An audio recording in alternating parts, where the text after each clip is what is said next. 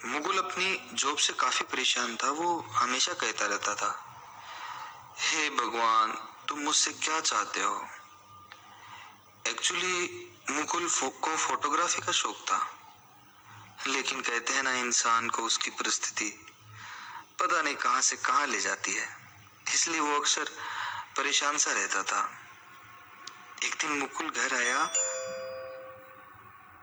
और उसने अपनी बीवी से कहा, आज ही सुनती हो, कहीं घूमने चलते हैं।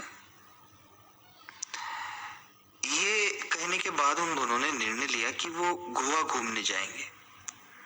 उन्होंने टिकट बुक करवाई तो किस्मत से उन्हें 2 कंफर्म टिकट मिल गई। शाम को 7 बजे की ट्रेन थी। वे 6:30 बजे ही स्टेशन पहुंच गए। लगभग 20 मिनट बाद ट्रेन आ गई।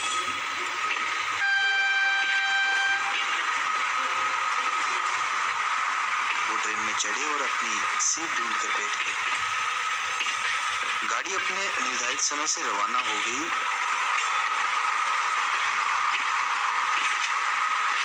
गाड़ी के कुछ देर चलने के बाद उन्होंने खाना खाना शुरू कर दिया, जो कि साथ में लेकर आए थे। सफर आराम से गुजर रहा था। गाड़ी का अपनी रफ्तार से भागना। खिड़की से बाहर उसने देखा तो उसको चारों तरफ गुप्त अंधेरा नजर आया। गाड़ी धड़ाधड़ आगे बढ़ी जा रही थी। उसने कहा, डार्लिंग, अब तो नींद आ रही है। ये कहते हुए सोने के लिए बीच वाली बर्थ पर चादर बिछाई और लेटने लगा। कुछ समय बाद उसकी नींद लग गई। थोड़े ही समय में उसने महसूस किया कि कोई हाथ उसे उठा रहा है और उसकी आंख खुली तो टीटी बोला, बाबूजी टिकट दिखाइए। उसने अपनी टिकट दिखाई तो उनका बर्थ वह कोच S6 था, S5 नहीं था। वो गलती से S5 में चढ़ गए थे। टीटी ने कहा, आप आगे S6 में चले जाइए। वो दोनों अपना सामान समेटकर S6 की ओर जाने लगे। अपनी बर्थ को उन्होंने ढूंढा तो देखा कि उसकी सीट पर कोई पुराना सा कंबल ओढ़े लेटा है। उसने थोड़ा हिचकिचाते हुए कहा, भाई साहब, ये बर्थ हमारी है, प्लीज आप उठ जाइए। वो आदमी धीरे धीरे सीट से उठा और अलग ही आवाज में बोला, सोइए, आपको आपकी सीट मुबारक हो। ये बोलता हुआ वो गेट की ओर जाने लगा। मुकुल ने देखा कि वो गेट से नीचे कूद गया। ये देखकर वो बहुत ज्यादा घबरा गया कि अचानक क्या हो गया। वो भागता हुआ टीटी के पास गया और उसने ये सब बात टीटी को बताई।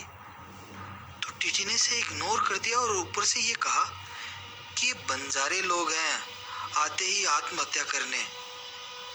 वो बड़ा घबराया हुआ अपनी बर्थ की ओर लौटा और उसने देखा कि उसकी सीट इस तरह से दबी पड़ी है जैसे कि कोई उस पर सो रहा हो।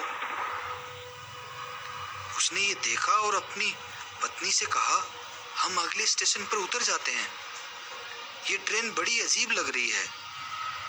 जब ये बात मुकुल ने अपनी पत्नी को कही तो उसने अचानक से एक अलग ही आवाज में कहा, कहां जाओगे बचकर मुकुल। वो ये देखकर पूरी तरह डर गया और वो ट्रेन में आगे भागने लगा। और जैसे ही अगला स्टेशन आया, वो उस स्टेशन पे उतर गया। वो स्टेशन एकदम सुनसान पड़ा था।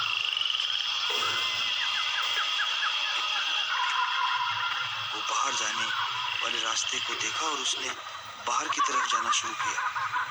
चारों तरफ अंधेरा था, लेकिन सामने से उसे एक रोशनी दिखाई दी जो लग रही थी कि वो उसकी तरफ आ रही है। वो मुकुल भी उसकी तरफ बढ़ने लगा, लेकिन जैसे ही वहां पास में जाता है तो वो देखता है कि ये तो वही आदमी है जो ट्रेन से नीचे कूदा था।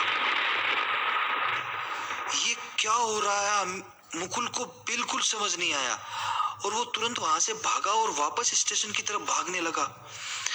लेकिन जैसे ही वो स्टेशन पहुंचता है तो वहां बहुत ज्यादा यात्रियों की भीड़ उसे नजर आती है।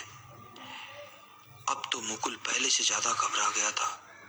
पूरा शरीर उसी का पसीने से लथपथ हो चुका था और वो क्या देखता है कि सारे यात्री उसको मारने के लिए उसकी तरफ आ रहे हैं।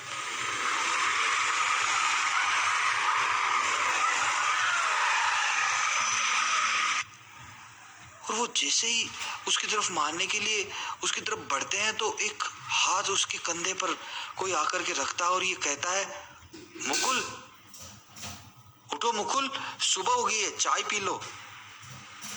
ओह नो। मुकुल घबरा करके अपनी बीवी से गले लग जाता है और कहता है, आई लव यू। दोस्तों, ये सपना उसकी जिंदगी में ऐसा था जो कि वो कभी नहीं भूल सकता। बस इतनी सी थी ये कहानी। तो कैसे लगी आज की ये कहानी दोस्तों? लाइक कीजिए, शेयर कीजिए, हॉरर नाइट चैनल को सब्सक्राइब जरूर कीजिए। ऐसे ही